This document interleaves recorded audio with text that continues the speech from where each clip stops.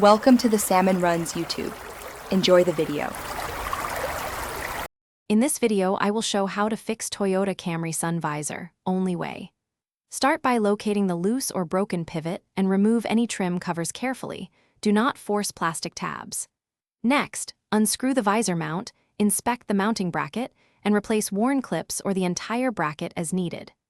Reattach the visor, test movement, and ensure it locks securely in both stored and down positions. Collect the right tools and parts before you begin to avoid stopping mid-repair. A Phillips screwdriver, small flat pry tool, replacement clips or bracket, and a soft cloth are essential.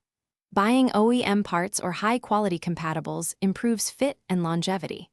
Lay parts out in order of removal and take photos if you worry about reassembly.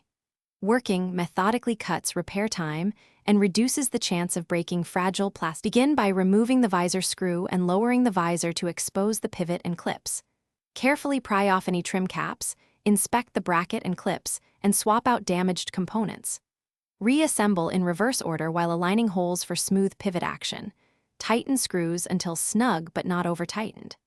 Test the visor sliding, rotating, and locking in place to confirm the repair is complete and the visor functions as intended.